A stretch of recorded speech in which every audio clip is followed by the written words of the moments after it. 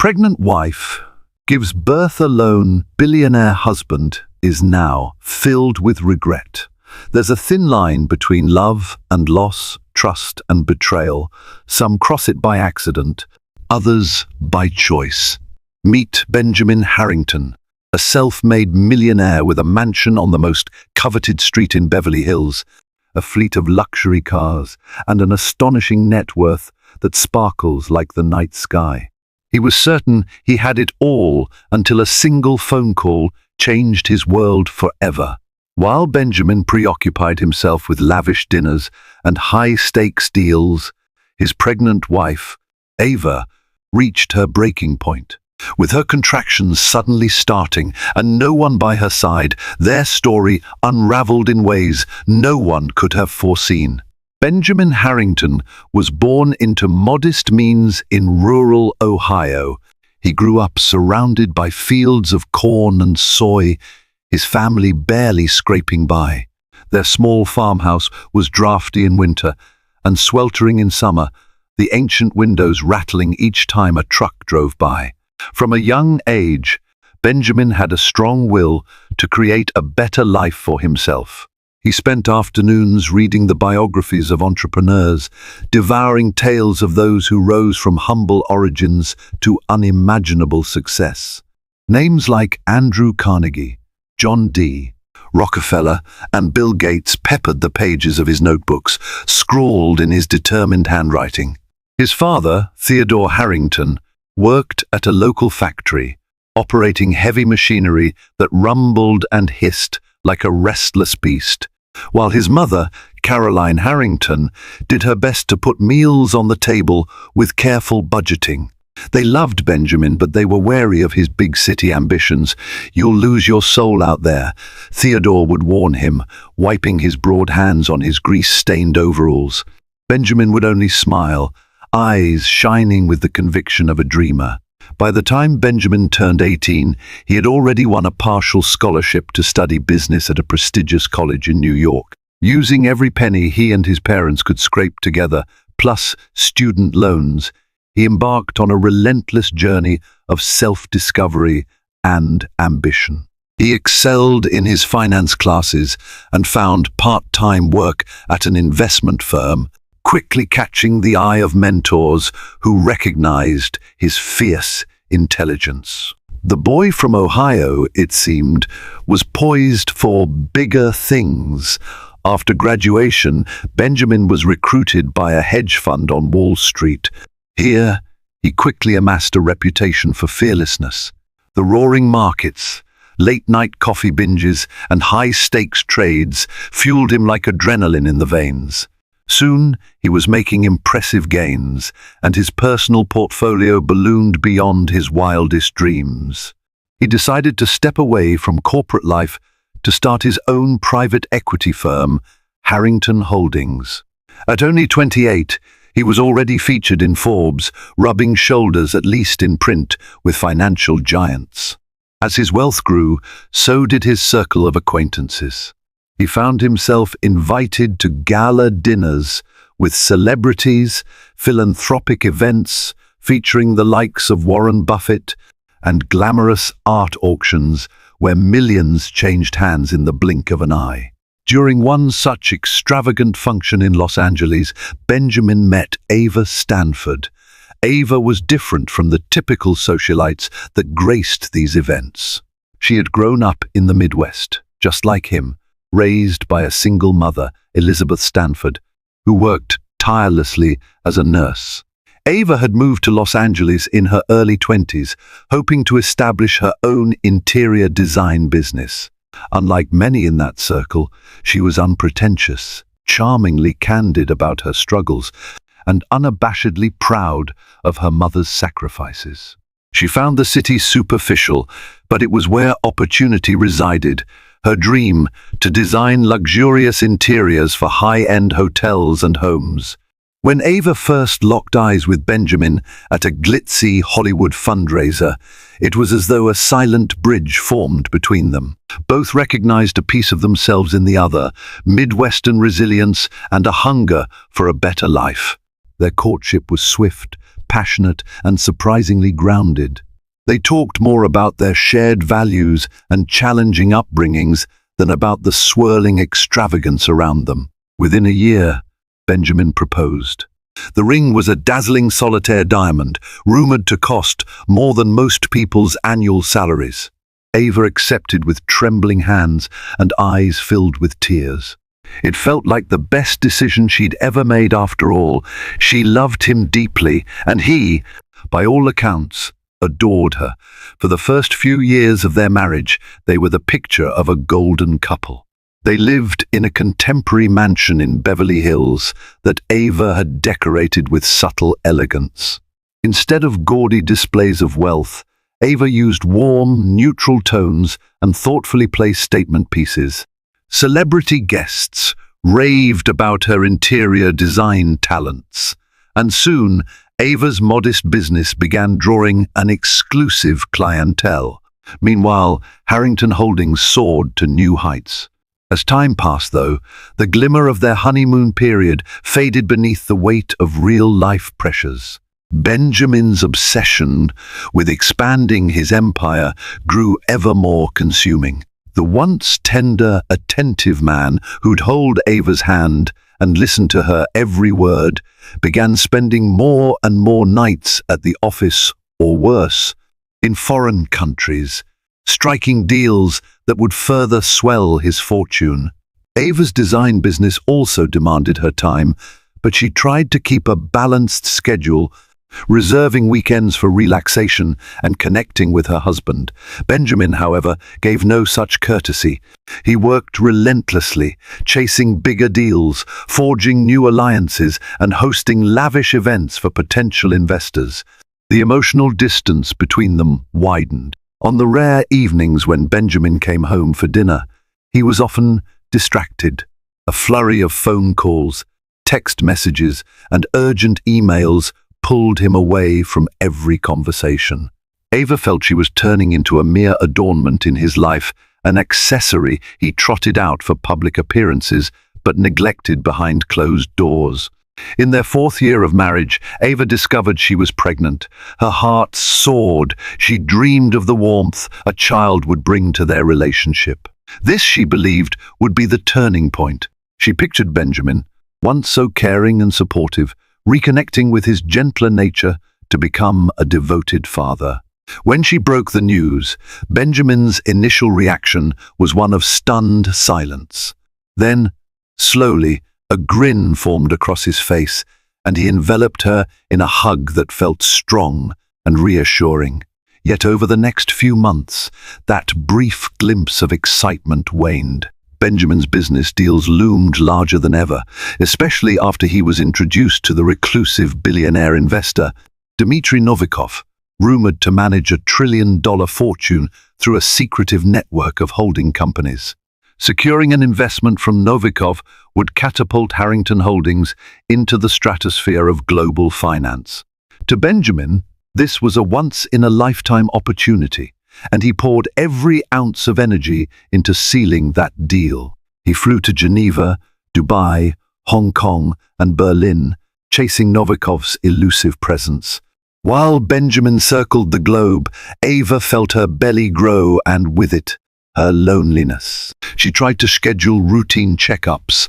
At times she thought Benjamin would be available, but he was always dashing off to some urgent meeting or once-in-a-century opportunity. Ava's pleas became white noise in the background of Benjamin's unstoppable ambition. The final straw landed when Ava was in her 8th month of pregnancy. She organized a special weekend getaway in Santa Barbara, a brief respite by the ocean to reconnect before the baby arrived. She yearned for them to watch the sunset over the Pacific, talk about baby names, and simply be husband and wife again. Benjamin promised to be there, but last-minute negotiations with Novikov's team prompted him to cancel. Ava, her dreams crushed, spent that weekend alone, walking the shoreline in tears. Whispers among their friends indeed. They had many in Los Angeles' tight-knit social scene began to swirl. "Where's Benjamin?" became the ubiquitous question at events. Ava found herself making excuses. He's traveling for work, or he's closing a critical deal, or simply he's busy. But the more Ava uttered these lines, the hollower they felt, almost as though she were apologizing for her own husband's absence. Throughout her pregnancy, the only true emotional support Ava received came from her mother, Elizabeth, who flew in from Kansas City to be by her daughter's side. Elizabeth would cook comfort food, share stories of her own experience raising Ava, and remind her that she wasn't alone. A mother's love is the strongest force on earth, Elizabeth would say, gently rubbing Ava's belly. Even if Benjamin's absent for now, this baby will remind him what truly matters. Ava clung to that hope. She pictured Benjamin in the delivery room, tears in his eyes as he held their newborn for the first time. She was certain the birth would rekindle the deep bond they once shared. She waited for him to come to his senses. Little did she know, fate was about to twist the knife deeper. One overcast afternoon, in the final weeks of Ava's pregnancy, she found herself again alone in the sprawling mansion. Elizabeth had returned home briefly to deal with a medical emergency at her nursing job, planning to come back closer to the due date. The house was eerily silent, broken only by the faint hum of air conditioning and the occasional rustle of palm fronds outside. Ava was flipping through a baby name book, something she'd asked Benjamin to do with her. She'd bookmarked a few favorites: Oliver for a boy, Noel for a girl. But Benjamin had never found the time to discuss it. On this particular day, he was in Hong Kong meeting with Novikov's legal representatives. A time zone away, he was unreachable for hours on end. Something felt different in Ava's body. Tightness, pressure. She dismissed it as a Braxton Hicks contraction, a false alarm common in late pregnancy. But the sensation intensified, and she realized she hadn't felt the baby move in a while. Anxiety gnawed at her. She called Benjamin's phone, no answer. She left him a message, voice trembling. "Benjamin, please call me when you can. I'm worried about the baby. I need you." After an hour with no response, she called her OB-GYN doctor, Emily Rogers, who advised her to head to the hospital for a checkup. Ava took a taxi, refusing to risk driving herself in her nervous state. At the hospital, the monitors showed mild contractions, but the baby's heartbeat was still strong. Dr. Rogers suggested an overnight stay for observation. Ava agreed, hoping she could rest easy and maybe get in touch with Benjamin or Elizabeth. That night in the hospital felt interminable. The dull green glow of the fluorescent lights and the smell of antiseptic reminded Ava of the many nights her mother had spent working double shifts. She stared at her phone, sending text after text to Benjamin. No reply. She left voicemail after voicemail, her voice breaking. With each minute she grew more frightened and more resentful. How could he ignore her at a time like this? By morning, the doctors concluded she wasn't in active labor and allowed her to go home, albeit with a warning to call immediately if the contractions resumed in force. Ava left the hospital feeling emotionally spent. She tried to keep her composure, telling herself it wasn't unusual for husbands to miss calls while traveling. Yet a bitter seed had been planted, and it would soon take root. When Benjamin finally returned her call, nearly 24 hours later, she was back in the mansion, alone and shaken. She answered the phone in tears, but Benjamin's demeanor was oddly brisk. "I'm sorry I missed your calls, Ava," he said. His voice was full of forced concern. "But I was in a critical meeting. I literally couldn't step away." "You couldn't step away to answer your pregnant wife's calls?" Ava demanded, her voice quivering between sadness and fury. "I was in the hospital, Benjamin. I was alone. I needed you." Benjamin paused, and for a moment Ava believed she could hear real remorse in his silence. When he finally spoke, his voice was earnest, though laced with the tension of a man juggling $1 million negotiation. "I'm sorry, Ava. Truly. That deal was at a tipping point. I needed Novikov's signature to finalize everything. I promise I'll make it up to you. I'll be home next week and we'll go to every appointment together from then on. She hung up, tears burning her cheeks. A part of her wanted to believe him, but another part, the one that had heard 1,000 empty promises, remained skeptical. Yet in the week that followed, there was still no sign of Benjamin. Each day he claimed he was almost done. The contract was just waiting for one last signature. Meanwhile, Ava's nights were riddled with false contractions and an uneasy sense that something was profoundly wrong. When Ava reached 39 weeks, Dr. Rogers warned her that the baby might come at any moment, especially given the recurring contractions. Ava relayed this to Benjamin with urgent texts and voicemails, but he still insisted that he needed just a few more days. She started to lose count of how many times he'd said that. Then came the day her world shattered. It started like any other. Ava awoke to an empty bed, her phone silent and a dull ache low in her belly. She rose carefully, heading to the kitchen for breakfast. While struggling to pour herself a glass of orange juice, she doubled over in pain. This time, it wasn't a dull ache or passing pressure. This was raw, slicing pain. She dropped the glass, orange juice spilling across the marble floor. Her water broke. She stared, heart pounding in her chest, at the fluid trickling down her legs. Fear slammed into her like a tidal wave. She grabbed her phone, dialing Benjamin over and over. No answer. She tried Elizabeth. Straight to voicemail. Elizabeth was flying in that night and must have been on the plane. She called Dr. Rogers, who told her to come to the hospital immediately. She realized with dawning horror that she was completely alone. No one was around to drive her, to calm her, to support her. Her staff housekeepers, the gardener, had already left, and in her panic, she couldn't remember any of their numbers. Shaking, she pressed the button for a taxi. The ride to the hospital was a blur of agony. Contractions ripped through her, and her breathing came in ragged gasps. The taxi driver, an older man named Shied, tried to reassure her, but she couldn't focus on his words. At the hospital, nurses rushed her into a delivery room. Dr. Rogers arrived within minutes.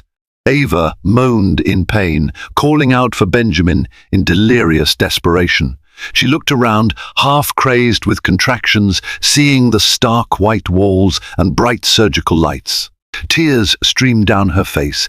She'd pictured this moment so many times, Benjamin at her side, holding her hand, whispering words of comfort. Instead, she was surrounded by strangers, frightened and alone. Time lost its meaning in the whirl of pain and medical procedures. Nurses encouraged her to push. Dr. Rogers gave calm instructions, and Ava screamed through each contraction. Finally, after what felt like an eternity, a tiny, piercing cry filled the room. Ava's entire body shook as the nurse placed a baby, a girl, onto her chest. Relief and heartbreak collided in her as she gazed at her daughter's scrunched red face, the soft, downy hair on her head, and felt the baby's heartbeat against her own. Ava sobbed, overwhelmed by the miracle of new life and the catastrophic absence of her husband. She whispered a name she'd decided alone, Noel. The nurses smiled, congratulating her. Yet the look in her eyes, lost, lonely, spoke volumes. She had given birth without the man she thought would be her forever partner. Even as Ava lay there, baby in arms, she kept searching the door, hoping, praying that any second Benjamin would burst into the room, breathless and contrite, showering her with apologies and love. But minute by minute, that hope withered. When Benjamin Harrington finally stepped off his private jet in Los Angeles, it was nearly 24 hours after Ava had given birth. He was exultant about the contract in his briefcase, a signed agreement with Dmitry Novikov that would funnel billions into Harrington Holdings. This was the apex of his career. His phone had been off most of the flight, as he'd been in celebratory mode with a few close associates. The moment he turned it on, a barrage of missed calls and messages lit up the screen. His heart froze when he heard Ava's frantic voicemails, each one more desperate than the last. An icy grip of fear clutched his chest as he heard her scream in pain, calling his name. He fumbled through the texts from Dr. Rogers, from Elizabeth, all echoing the same urgent refrain, "The baby is coming." "Where are you?" Panic seeped into his veins.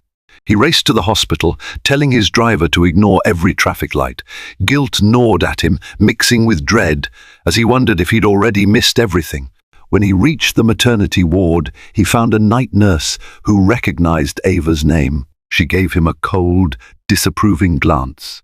"Your wife was discharged a few hours ago. She and your baby girl are home now," she said curtly. Benjamin felt both relief that they were okay and shame for not being there when they needed him most. He hurried back into the car and headed straight for the mansion.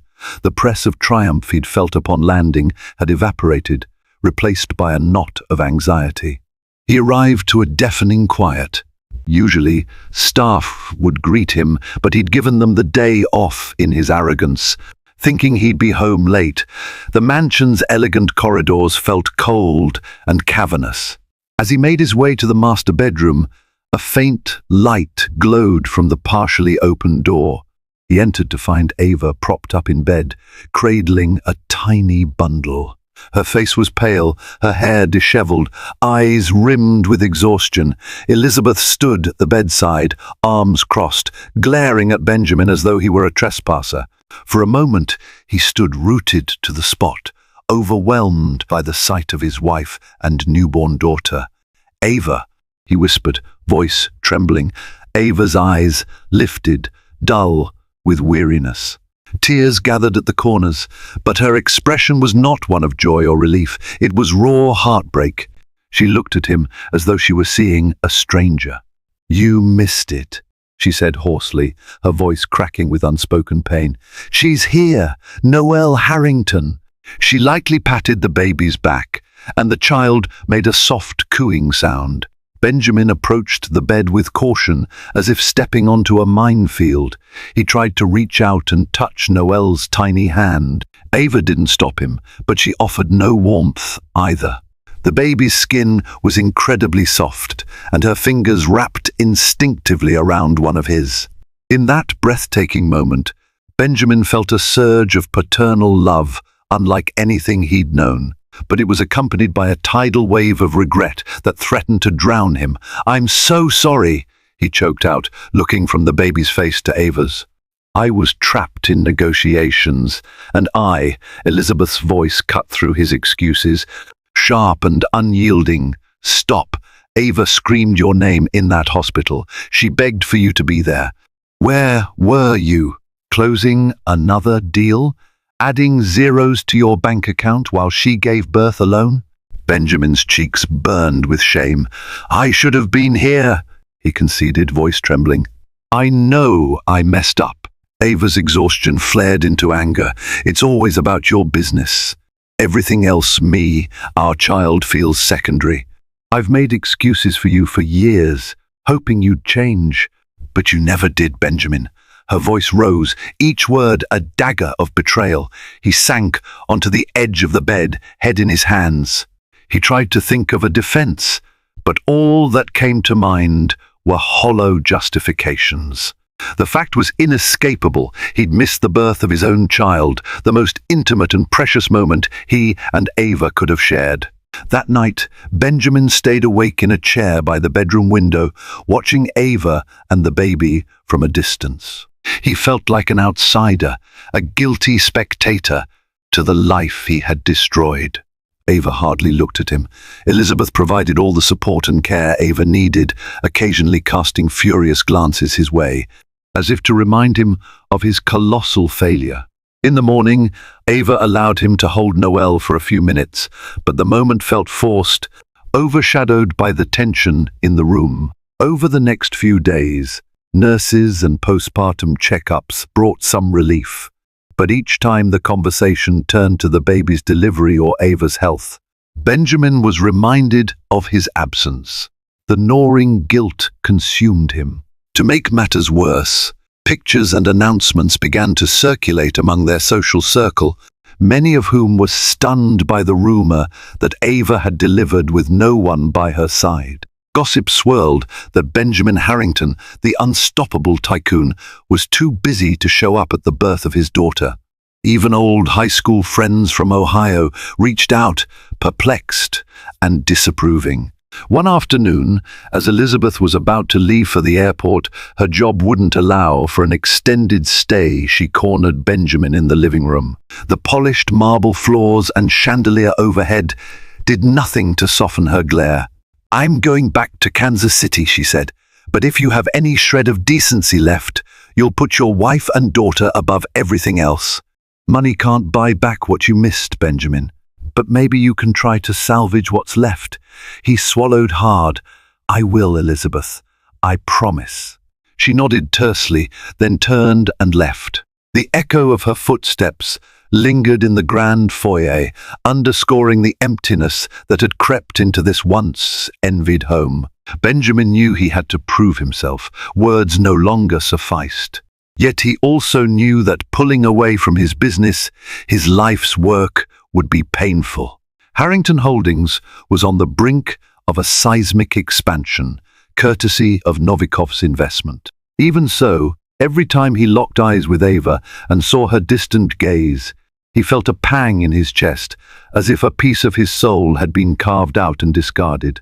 The days following Noelle's birth blurred into a mess of heartbreak, restless nights, and fits of awkward silence that settled over the Harrington household like a thick fog. Benjamin often felt like a trespasser in his own home. He'd see Ava pacing the nursery at 2 a.m, softly humming lullabies in a trembling voice that belied her exhaustion. During these moments, he longed to reach out, to hold her, or at least offer to rock the baby so she could rest. But a wall of unspoken resentment had formed, a barrier he could neither see nor touch, yet one that made every simple interaction fraught with tension. While still dealing with postpartum aches and emotional exhaustion, Ava poured all her remaining energy into caring for Noelle. The baby had become her sanctuary. Hour after hour, she nursed Noelle, changed her diapers, and drifted into brief naps with the infant dozing on her chest. In those fleeting moments, when Noelle's soft breathing lulled her mother to sleep, Ava found what little peace she could. Yet the second she awoke to an empty spot on the bed beside her, she felt the echo of Benjamin's absence, one that had started long before Noelle's arrival. Benjamin, on his part, made an honest effort to involve himself in the newborn routine. He tried his best with diapers, fumbling with tapes and wipes while Noelle wailed. He paced the corridors late at night, singing half-remembered lullabies from his Ohio childhood. He even attempted a bottle feeding here and there, carefully supporting Noelle's head the way Dr. Rogers had shown them. But no matter how genuinely he tried, it was never enough to erase the fact he had missed Ava's labor and the birth of his own child. Adding to the strain, Benjamin's phone seemed forever glued to his hand. Even when he set it to silent, its vibrations on the marble countertops reverberated through the house. Urgent texts, flashing notifications, and emails from far-flung time zones invaded every waking hour. Their shrill presence was a constant reminder that Benjamin existed in two worlds, one that required his unwavering attention to safeguard his millions, and another where a wife and a newborn daughter desperately needed him to be present, body and soul. Ava began to dread those telltale vibrations. Each time Benjamin's eyes darted toward his phone, her chest constricted with a familiar ache. One night, just as she managed to calm a crying Noelle, the phone buzzed. Benjamin instinctively reached for it, nearly jostling the baby from his arm. Ava's voice snapped. "Could you please focus on her for 10 minutes? She needs you more than Novikov does right now." Her tone was harsher than she intended, but she did not apologize. She was exhausted from the constant need to fend for herself, from doing midnight feedings alone, and from feeling like she was a distant second in Benjamin's ever-growing empire. Benjamin ended the call he'd just answered, his face flooded with guilt. "I'm sorry," he managed, setting the phone aside. "It was urgent." "Everything is urgent to you," Ava retorted, her voice fraying at the edges. "Except us." Her words became a turning point. As soon as they hit the air, the harsh truth in them lay bare. He was trying, but trying wasn't enough. Apologies alone would never heal Ava's heartbreak or fix his neglect. He thought often of his mother-in-law Elizabeth's pointed warning before she left. "If you have any shred of decency left, you'll put your wife and daughter above everything else." Each time he remembered those words, he felt a pang in his stomach. After much deliberation, Benjamin took a step that, for him, was monumental. He started delegating major corporate responsibilities to his most trusted executives. He informed his board that he needed time for personal matters and was to be contacted directly only if it was absolutely unavoidable. For a while, it worked. He cancelled cross-country flights, postponed appearances at high-profile galas, and let the phone go silent more often. There were fleeting mornings when Ava would carefully place a swaddled Noelle into his arms, letting him feed her or gently rock her to sleep. Some evenings, she even allowed Benjamin to accompany them to pediatric checkups. In those moments, listening to the doctor explain Noelle's growth percentile or learning how to soothe her colic, Benjamin felt glimpses of a world he realized he'd almost forfeited. And, every so often, Ava's gaze softened, reminded of the caring, humble man she had married. But just when Benjamin felt a spark of hope, something would happen, a market dip that demanded his attention, a panicked text from an anxious investor, and Ava would watch him wrestle with the urge to jump back into business mode. One misstep, and the fragile trust they were rebuilding cracked. Nights became the real battlefield. The master bedroom, once a place of warmth and passionate connection, felt as cold as a museum exhibit. Ava often chose to sleep in the nursery, using Noelle's frequent crying as a reason to stay close. She would murmur that the baby needed constant feeding or seemed extra fussy that night. Deep down, Benjamin suspected she didn't want to share a bed with him, not until she could forgive him. Lying awake alone, listening to Noelle's muffled whimpers in the next room, Benjamin felt the gravity of his mistakes pressing down on him like a physical weight.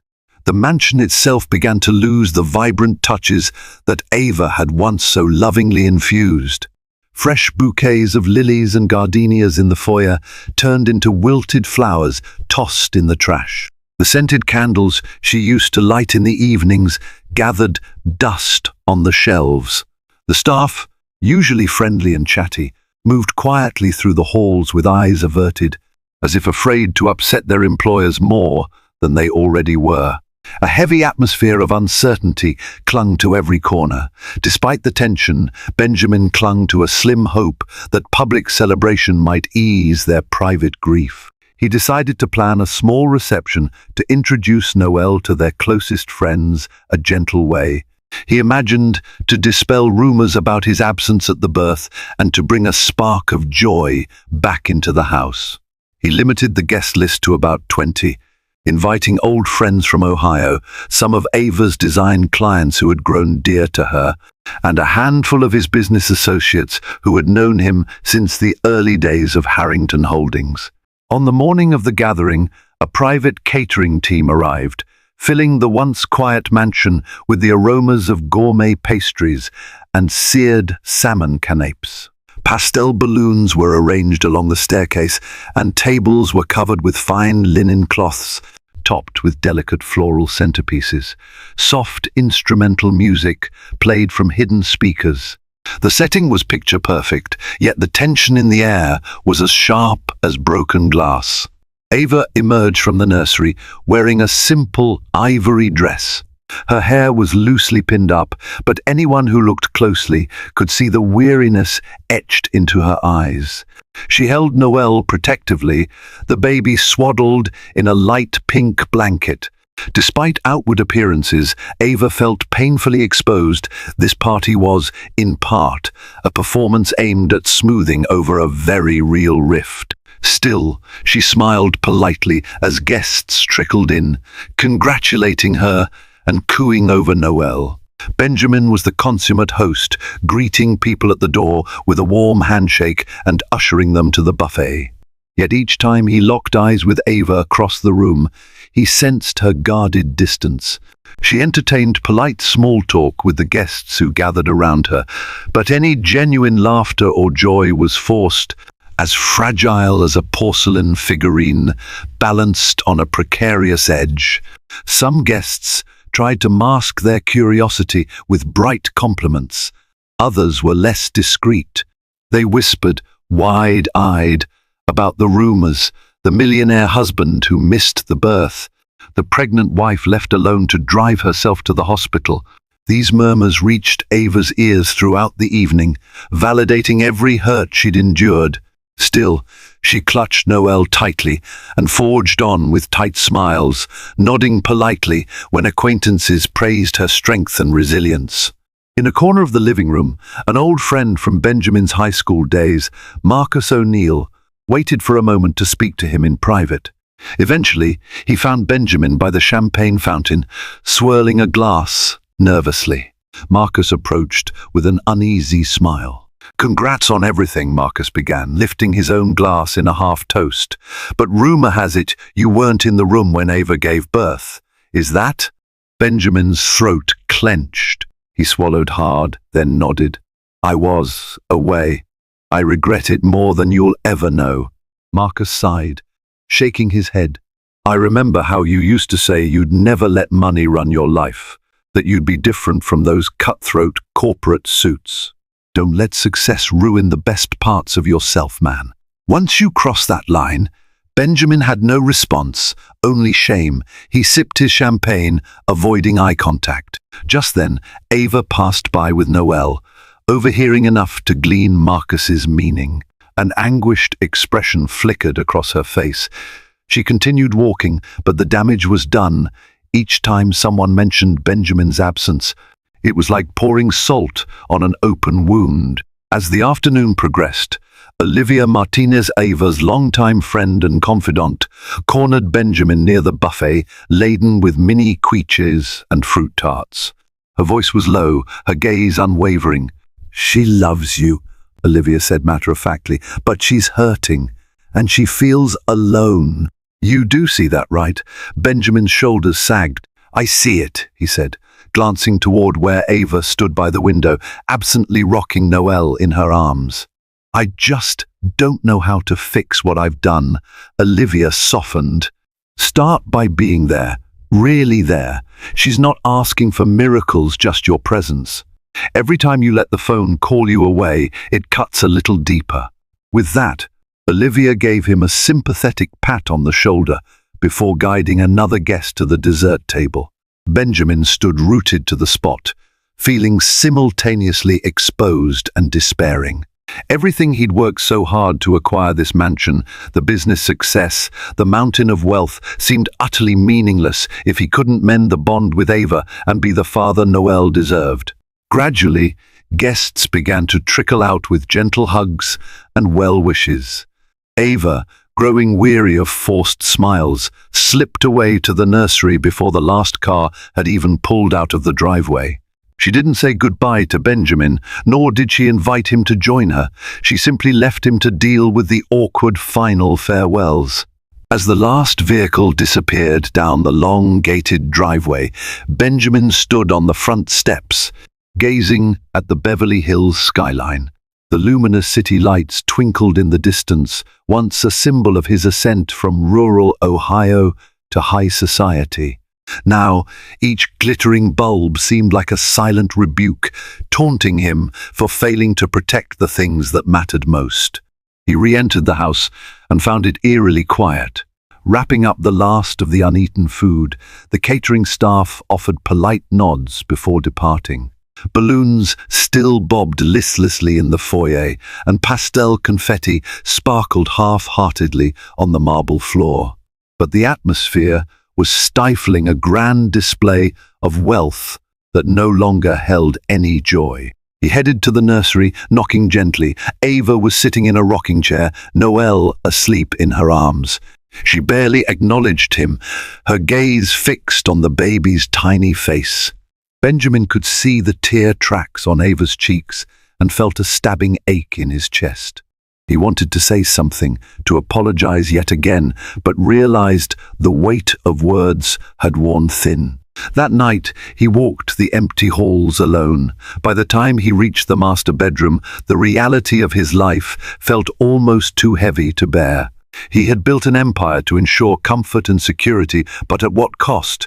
Cursing under his breath, he loosened his tie and sat on the edge of the meticulously made bed. He had money, influence, and the ear of powerful people across the world, but he didn't have the one thing he desperately needed: Ava's trust. She was slipping through his fingers, and he feared he might already be too late to keep his family from shattering. The mansion lay silent, save for Noelle's occasional cries echoing faintly through the corridors. Each cry was a reminder both of his failures and of the hope that still existed in that tiny new life. One way or another, Benjamin realized something had to change. Otherwise, the cracks in these walls would soon become fissures, and he would lose Ava and Noelle forever. In the following weeks, as Noelle gradually began sleeping through a few more hours of the night, Ava decided she couldn't stay locked away in the mansion. She resumed light duties in her interior design business, albeit from home, taking on smaller projects she could manage remotely. Each client praised her eye for detail and comforting aesthetic. The work was a welcome distraction from the heartbreak at home. Meanwhile, Benjamin found himself in an internal tug-of-war. On one hand, he desperately wanted to be the husband and father his family deserved. On the other, the demands of his empire kept beckoning. Although he'd delegated many tasks, urgent matters still filtered up to him. He tried to handle them discreetly, but Ava noticed every slip back into old habits. Every phone call, every slip out to a business lunch reminded her of the man who had left her to deliver their baby alone. Then came news that threatened to blow apart their fragile peace. An investigative reporter from a major financial publication, Neil Harwood, had been snooping around Harrington Holdings. Rumors suggested that Dmitry Novikov's funds might be tainted by unethical sources, money linked to arms deals, and unsavory political regimes. This raised serious red flags for US regulators, and Harrington Holdings was now under scrutiny. Suddenly, the world that Benjamin had built on deals and cunning negotiations teetered on the edge of a scandal. Investors panicked. Stock prices of affiliated entities dipped, and the whispers of potential criminal investigations grew louder. The headlines online were ominous. Harrington Holdings, tied to shady billionaire, is Benjamin Harrington in over his head. Reporters camped outside the mansion gates, camera lenses trained on any movement. Paparazzi zeroed in on the personal angle, the new father embroiled in corporate controversy, the wife he'd left to give birth alone. Tabloid outlets had a field day with speculation. Under this relentless glare, the already tenuous relationship between Benjamin and Ava reached a breaking point. One morning, as Benjamin frantically answered calls from his legal team, he yelled instructions into the phone in the hallway. Ava, holding a fussing Noelle, stepped out of the nursery and overheard him. "Tell them, I have no knowledge of Novikov's alleged back channels," he growled. "We are victims in this, not perpetrators." After he hung up, he noticed Ava watching him. He tried to explain, "It's just a misunderstanding. We'll sort it out." She looked at him, silent for a moment, then asked, "How deep in this are you?" "Deep enough," he admitted, running a hand through his hair. "But I'll handle it. You and Noel won't be dragged into this," Ava cut him off, her voice surprisingly calm. "But we already are, Benjamin. Look out the windows. There are reporters with cameras aimed at our house. My phone rings non-stop with questions I can't answer." Noel's face is probably all over social media by now. He opened his mouth to apologize, but the words died on his lips when he saw tears welling in her eyes. She cradled their daughter closer, as if shielding Noel from the looming darkness of her father's world. Ava took a deep breath, steadying herself. "I've lost so much faith in you these past months. You weren't there when I needed you most, and now we're in the middle of a scandal that could ruin everything. I can't do this anymore, Benjamin. I need a break from all of it." His throat constricted. "Ava, don't say that. I'll fix it. We can get through this together. Please." She shook her head, tears slipping down her cheeks. "I'm going to stay with Olivia for a while. She has a guest house. I need space. I need time to think about whether this marriage has a future." Her words crashed over him like a cold wave. He'd always assumed that no matter how bad things got, Ava would be by his side. The notion of her leaving even temporarily had never seemed real until this moment. Desperate, he reached out to touch her arm. "What about Noelle?" "She's coming with me," Ava said, her tone brooking no argument. "You can see her, but I won't have her living here right now. Not with the paparazzi, not with all this uncertainty, and especially not with a father who can't decide whether his family is more important than his next deal." Benjamin's lip quivered as he tried to form a response, but there was nothing to say. He had created this crisis through ambition, through neglect, through a blind trust in shady money. And now the love of his life was slipping away. Ava turned to walk down the hall, leaving Benjamin standing there, grief-stricken. He watched her pack a few suitcases, gently nestling Noelle's clothes and blankets. With every item she placed in the bag, it felt like another piece of their relationship was being folded away. He considered stopping her, begging on his knees for forgiveness. Yet something in Ava's stance, the set of her shoulders, the resolute angle of her chin told him it was too late for pleas. The damage was done. Within an hour, Ava, holding Noelle in her arms, walked out the door. A driver from Olivia's place pulled up, loaded the luggage, and Ava slid into the back seat without glancing back. As the car pulled away, Benjamin stood on the front step, the California sun beating down on him, mocking the cold emptiness inside. Days melted into weeks. The once bustling Harrington mansion became a mausoleum of regrets. The paparazzi lost interest in loitering outside once Ava and Noelle left, turning their attention to other scandals. The only calls Benjamin received were from lawyers, board members, and occasionally from Elizabeth, whose voice always dripped with disappointment. He tried to see Noelle, but Ava set strict boundaries. No unannounced visits, no removing Noelle from the premises. She needed to be sure Benjamin was serious about changing, not just patching things up for public relations. Benjamin complied. He visited once a week, always arranged beforehand. He'd bring baby supplies, small gifts, even stuffed animals. At first, Ava would barely speak to him, letting him hold Noelle in Olivia's living room for an hour before gently ushering him out. The more he visited, the more Ava allowed longer sessions, 2 hours, then 3. Each time he read children's books, fed her a bottle, and marveled at how quickly she was growing. One day, she smiled at him, a real baby smile that melted his heart. He snapped a photo on his phone and stared at it for hours afterward, tears welling in his eyes at the thought of all he'd almost lost. Meanwhile, Harrington Holdings waded through deep legal waters. Investigations by federal agencies threatened to freeze assets, though no definitive charges had been filed. Dmitry Novikov vanished from public view, leaving Benjamin to face the consequences. The board pressed for a scapegoat, and some board members whispered about ousting Benjamin to salvage the firm's reputation. Late one night, as Benjamin walked through the empty mansion, The echoes of his footsteps on marble floors reminded him of his loneliness. He ended up in what would have been Noelle's nursery, a room Ava had lovingly designed but never truly used. Soft pastel walls, a white crib with pink bedding, stuffed bunnies on a shelf. Dust motes floated in the pale light of the overhead lamp.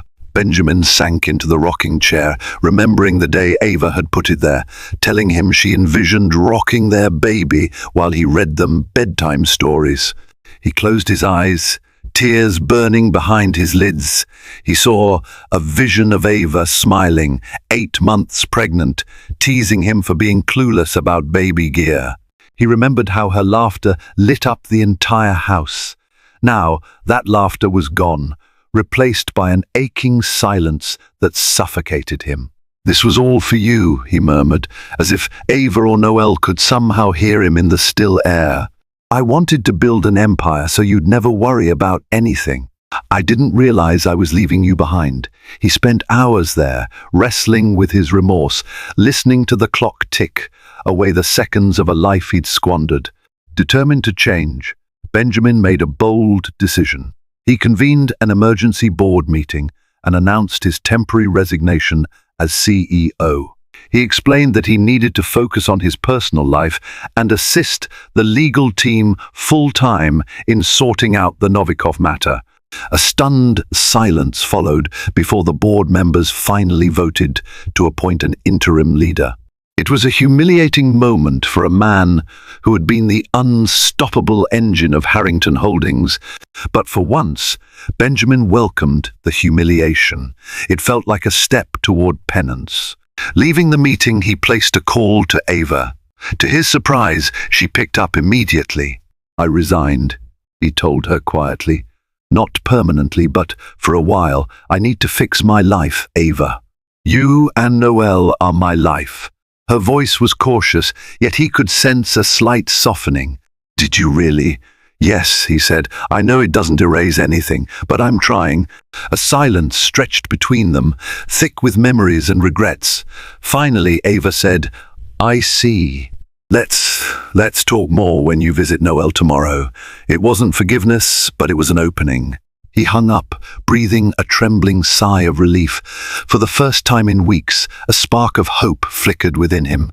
Walking up the path to Olivia's guest house the next day, Benjamin felt lighter than he had in months. He clutched a bouquet of Ava's favorite flowers, gardenias, and a soft, plush blanket for Noelle. When Ava opened the door, Noelle in her arms, he offered the flowers with a tentative smile. She looked at them for a moment, then took them without a word, placing them in a vase on a side table. Benjamin stepped inside. Noticing how comfortable the space was, Olivia had decorated it in bright, airy colors, a stark contrast to the cold opulence of the mansion. They settled on the sofa, with Noelle between them, napping peacefully after a feed. Ava broke the silence first, her voice subdued. "I'm sorry for the way I've been around you, but he gently touched her hand, stopping her. "You have nothing to apologize for. I deserve your anger, your pain. I was absent when you needed me most, and I'll regret that for the rest of my life." She met his eyes, her expression conflicted. "I still love you, Benjamin, but how can I trust you again? What if another deal or another crisis takes you away?" He swallowed, then spoke with a newfound sincerity that even surprised himself. "I can't promise life will always be smooth, but I can promise to choose you and Noelle over everything else. I've stepped down from my company. I'm ready to scale down, sell off assets, if I have to, because none of it matters without you two." Ava's eyes welled up. She reached out and placed a hand on his cheek. "I want to believe you." He placed his hand over hers. "Give me the chance." Just then, Noelle stirred, tiny fists rubbing her face as she woke. She looked from her mother to her father, blinking. Benjamin lifted her gently, feeling her warmth, inhaling her sweet baby scent. His heart clenched at the realization of how close he'd come to missing out on these precious moments forever. A week later, With much caution, Ava agreed to come home, but not before laying down conditions. Benjamin would attend counseling sessions with her, commit to a consistent family schedule, and keep his phone usage to set times. He readily agreed, not as a reluctant concession, but as a lifeline. The first night they returned was surreal. The mansion, once so daunting, seemed alive with the promise of renewal. Ava placed Noelle in her crib, this time in the completed nursery. Benjamin tucked her in, pressing a gentle kiss to her forehead. Ava stood behind him, her arms wrapped around her torso, tears in her eyes. When they both turned out the light, Noelle settled into a peaceful slumber, as if the house finally felt like a real home. Downstairs in the living room, Benjamin presented Ava with something he'd worked on with a therapist, a marriage contract that wasn't legal but was symbolic. It outlined, in Benjamin's handwriting, his vows to listen, to prioritize family, to be present, to earn back her trust. Ava read it in silence, tears slipping down her cheeks. She nodded, signing it with a shaky pen. Then, for the first time in months, they embraced in a way that felt truly intimate. There was pain in that hug, but also hope. Benjamin's redemption didn't come overnight. It was a gradual process, marked by counseling sessions, honest conversations, and learning how to be a father without letting business overshadow fatherhood. The legal scandal at Harrington Holdings eventually settled, fines were paid, new governance measures put in place, and Novikov's investments were severed. But the ordeal cost the company a chunk of its market value, and Benjamin's reputation took a beating. Yet in some ways, those losses felt like a purification. He donated a large portion of his personal fortune to medical centers and maternal health charities, determined to turn his ill-gotten gains into something that could help other women who found themselves alone in desperate times. A significant recipient of these donations was the very hospital where Ava had delivered Noelle. He approached Dr. Rogers personally, apologizing for not being there for Ava, and thanked her for her care. Months passed, and the once icy dynamic between him and Ava began to thaw. They found themselves smiling together at Noelle's milestones, her first rollover, her first tooth, her first babbling sounds that almost formed words. When Noelle took her first step, Benjamin was there to catch her, laughing and crying all at once, marveling at how life gives second chances if one is willing to seize them. Slowly but surely, Ava learned to trust him again. She didn't forget the pain, she never would, but she saw how hard Benjamin worked to ensure he would never again fail her or their child so profoundly. The mansion, under Ava's renewed touch, regained its warmth. Fresh flowers, the smell of homemade meals, the echo of children's laughter as Noelle grew more expressive each day. Late one evening, as they watched Noelle sleep, Benjamin and Ava stood side by side, hands clasped. Ava rested her head on his shoulder. "I'm still afraid," she admitted softly. "Afraid that one day you'll be seduced by that high-stakes life again." He squeezed her hand gently. "I won't lie, ambition is in my blood, but so is love for you and our daughter. I've learned the hard way what really matters. I won't go back, Ava, not if it means losing this." She looked up at him, tears of relief shining in her eyes. "Then I'll stand beside you, come what may." With that promise, they continued their journey, wounded but healing, fragile but hopeful, and committed to embracing the life that almost slipped through their fingers. Sometimes, the brightest diamonds are forged from the fiercest heat. Benjamin Harrington walked a dangerous line, nearly losing the family. He loved in pursuit of a fortune he thought meant everything. But when the moments that truly matter called out to him the birth of his daughter, the heartbreak of his wife, he stood at a crossroads of regret and redemption. Through soul-bearing confessions, unwavering determination, and the gentle power of a baby's smile, he found his way back to what mattered most. Thank you for joining us on this emotional journey.